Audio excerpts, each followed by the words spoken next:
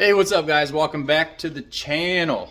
It's been a hot minute. I took a little break, but we got a lot to go over. The Firebird is back, alive. The S10 is still ripping. Haven't done much with it, but we're gonna take the Firebird to the shop and start building some exhaust for it so I can put the hood back on. So once we get to the shop, I'll kind of go over why I took a little break and why I had to take a little break from this deal. So before we head to the shop, I figured I'd show you the 6-liter here. Now this was the 6-liter that I had in the car late last year, and I actually broke it Christmas morning.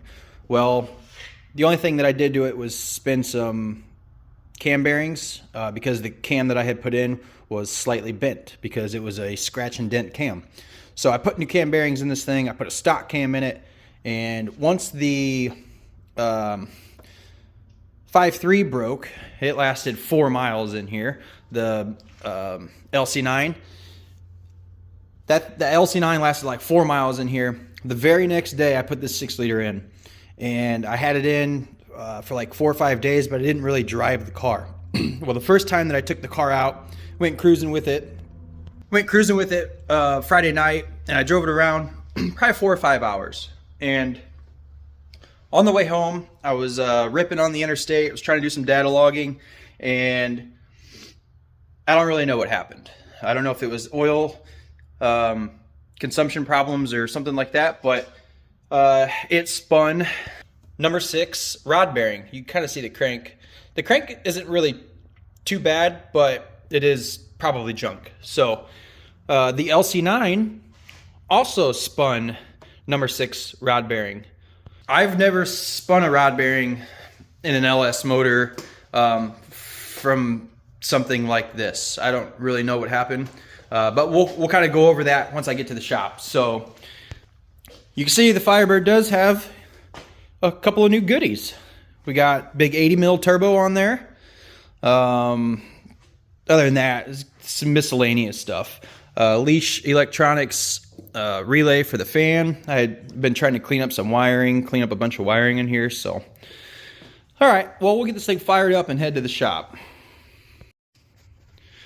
Yeah, we'll check that cold start.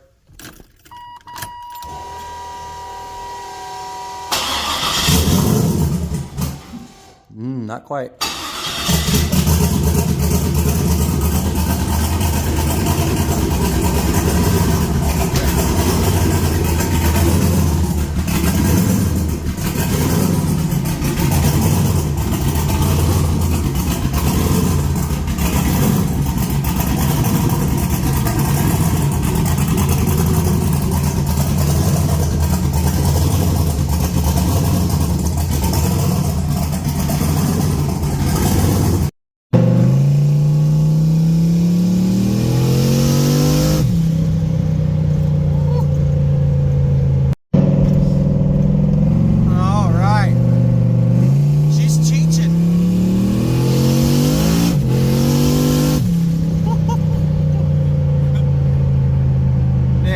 Making some steam now.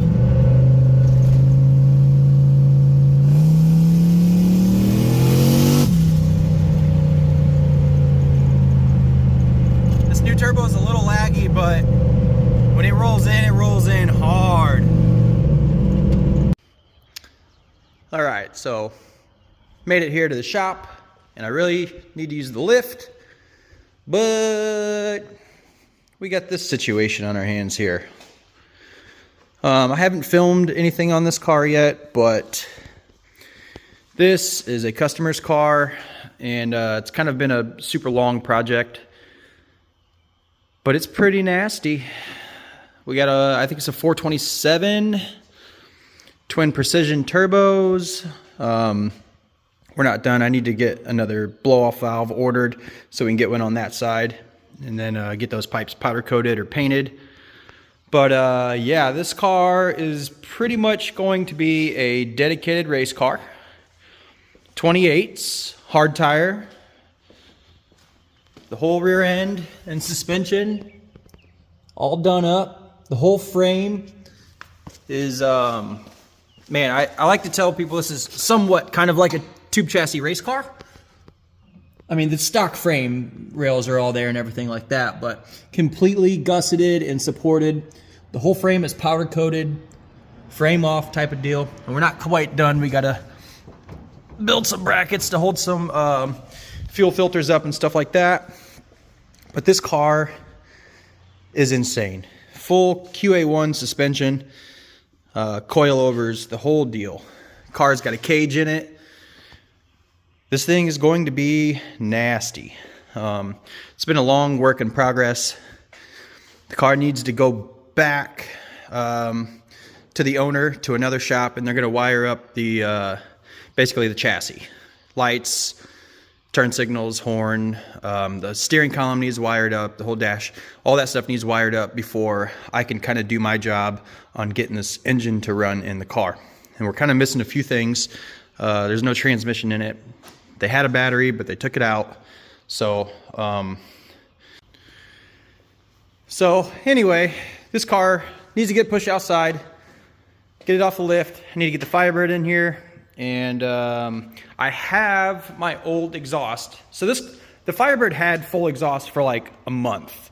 It's not the nicest. Definitely had some shit melting all over it. And then hopefully I had already moved all that stuff. So when this goes back on, that's not gonna happen anymore. I did do some super jank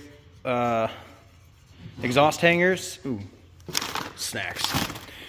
So I just cut that thing clean off. I obviously have to go back and fix some of the stuff that I did while it was on the car, because I welded this whole exhaust from turbo to the tailpipe all one piece. But now where I cut it is where I'll put some V-bands now, and it'll be somewhat accessible. Man, this thing looks like shit. Hopefully some black paint will take care of that. All right, we got the car in the shop, and I got the battery unhooked because I will be welding on it, you know, save the computer and sensors or whatever else that may fry. Anywho, this is gonna turn into a little bit of a story time. I had to take a break a little bit to keep my sanity, which didn't work because I still lost my mind. So in the last couple of videos, which was like month and a half ago, I've been working on this LC9 deal to put this thing together. I spent a lot of time and money. Basically, it's still just a stock short block, stock rod and piston, stock crank. But when it comes to like the LS stuff, this was kind of the creme de la creme of LS stock configuration. It's got Gen 4 rods. It's aluminum block. It's got more compression. It's got the good 243 heads. Like, it had all of the ingredients to make an awesome combo. And with that, I bought a brand new cam, Stage 3 turbo cam from BTR. We did the half-inch head studs, dual 660 springs. We did the BTR small bore head gaskets. So like brand new pump, brand new lifters, trays. Like, this is way more time and effort that I've ever put into any stock LS configuration deal. So when that thing got together, I made it 4 miles, and we were not even, we were ripping on it a little bit, you know, but the thing was not turned up. It was low boost. The rips were very short, and it spun the number 6 rod bearing. So that was a huge kick in the nuts to have something like that happen. And honestly, I have no idea why it did it. I don't have a whole lot of background on the engine other than I knew it had a bad lifter. DOD problems, they all do. So, okay, so basically I had to, you know, he'll basically just scrap that idea. All right, well, that sucked. And I put in the 6-liter, and I kind of went over the 6-liter deal. That motor was in the car last year. It didn't last very long. It spun some cam bearings because the cam was bent because I used camshaft that was in a blown up motor. So that was my own stupidity. But I hammered new cam bearings in that motor, and put a new cam, I put a stock cam in it, and that thing, you know, was good after that. So I put that in the car the very next day. So the Saturday I blew up the LC9. Sunday I had the 6-liter in the car running and driving. And I didn't drive the car for a couple of days. So, you know, fast forward 4 days later or something, I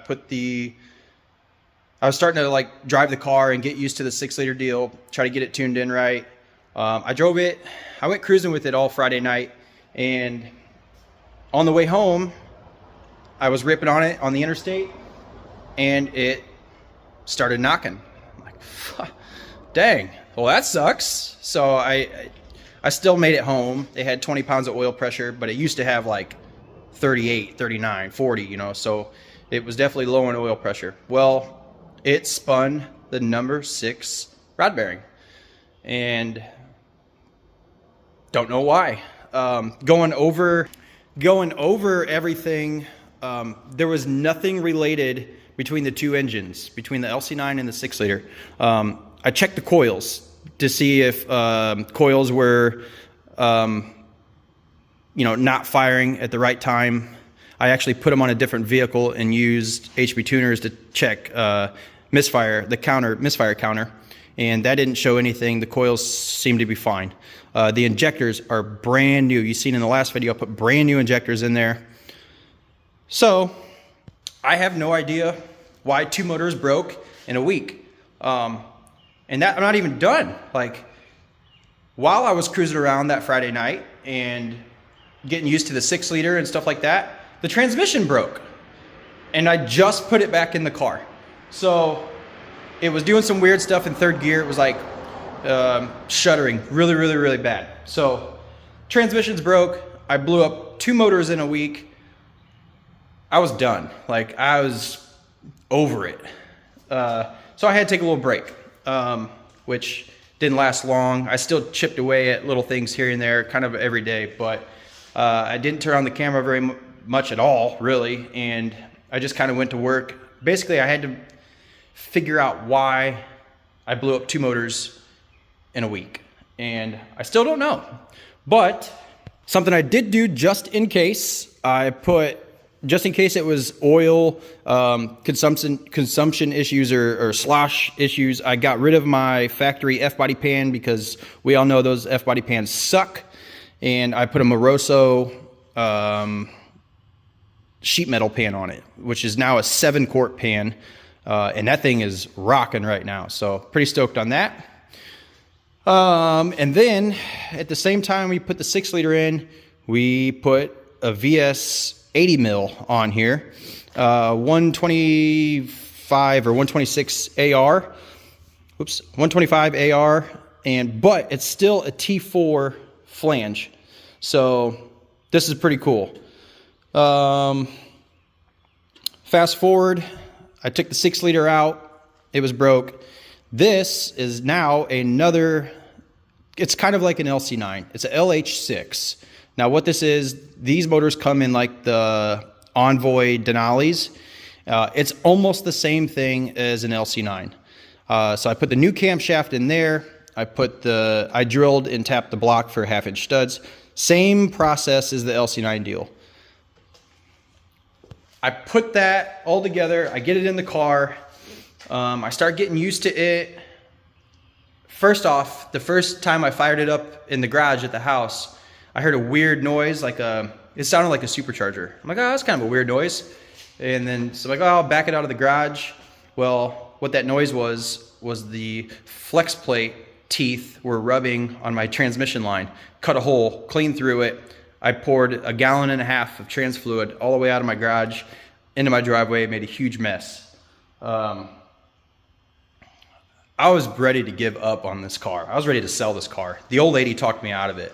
But I don't like to get defeated, so like I had to win.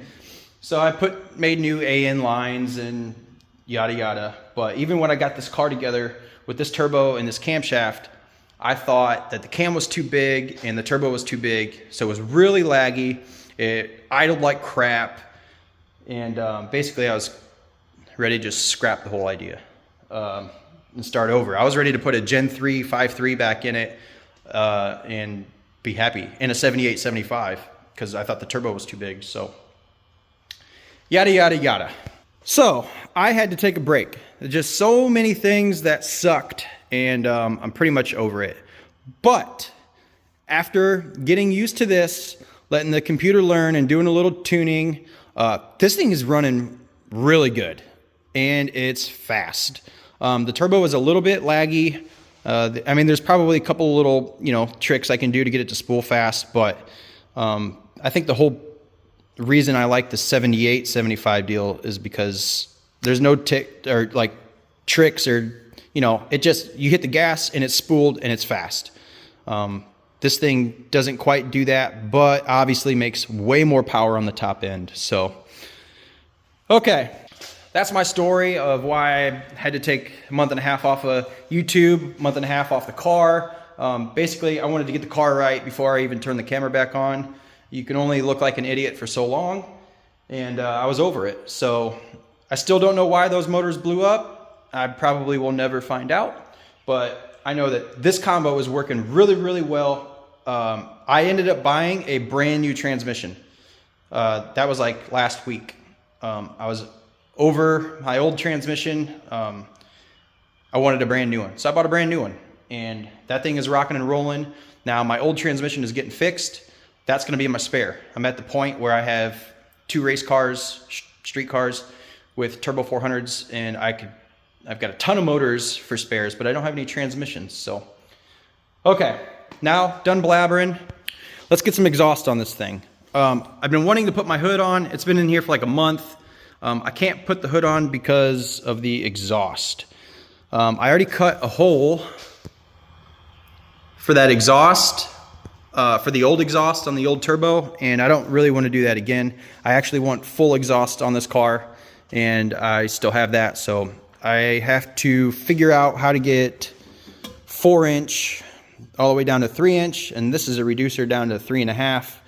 I know this is kind of jank, but it's going to be, so, because it's mine.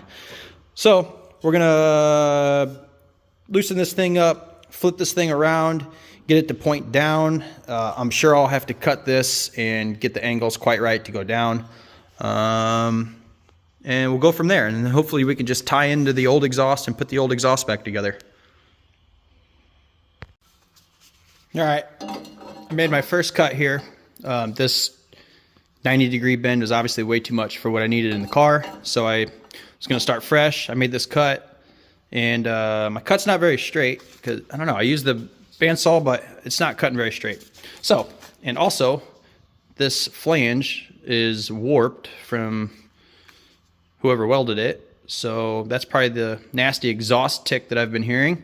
So I'm probably going to run this up the Southwicks, hit it on the bandsaw, or the belt sander, get it flat so I can start fresh. I want this to be a little nicer than my previous exhaust, so I need to start fresh, start right. We're going to ride the dirt bike up there. All right, well, this is not the prettiest thing in the world. I had to reduce it twice, from 4-inch to 3.5 to 3-inch, because I can only really get I can only get like a 2.5-inch pipe through here.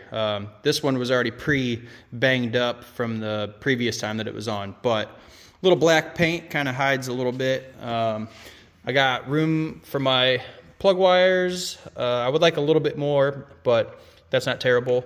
My heater core lines, they're a little close. I might have to, I actually do plan on wrapping this, keep it kind of cool underneath the hood here, but anywho, I suppose, right now, basically this is just a down pipe. It used to go back a little bit, but I cut it because I'm going to put a V-band right where it bends underneath the car. So we'll fire this thing up, see how it sounds for now. I'm out of time today, so I drove this thing here and I kind of have to drive it home. So we'll at least see what it sounds like for now. Oh yeah, we gotta hook up a battery first. Hang tight. All right, let's try this again.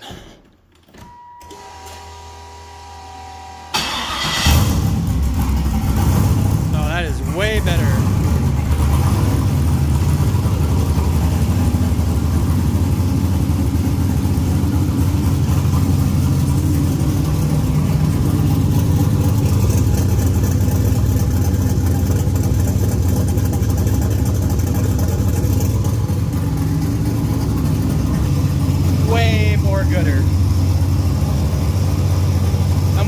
happy with that.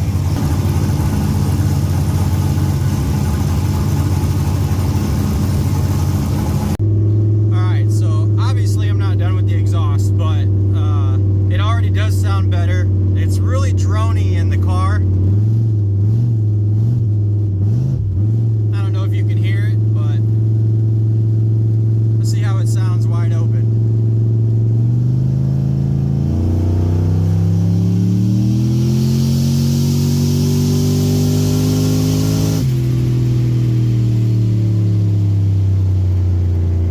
Pretty good, pretty good.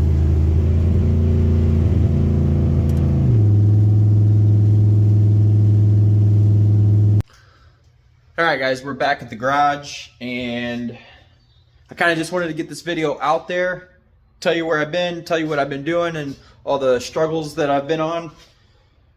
I'm going to try to stick to every Sunday videos again. Hopefully I get some more content, and we need to finish this exhaust. So next week, or this week probably, we'll get the rest of this exhaust on here and have a tailpipe. That would be pretty sick. If you've made it to the end of this video and survived all of my ums, sorry and thank you for powering through. I don't think I'll ever say the word again. So anyway, thanks for watching guys, I appreciate it, and I'll catch you on the next one. Hopefully we got some more exciting stuff coming up. The weather is finally breaking. I think I said that the last 2 months, and we did have some pretty good weather, but it kind of turned into crap again, so we'll get some more stuff pumping out. I'm ready to start racing. So thanks guys, we'll catch you on the next one. Later.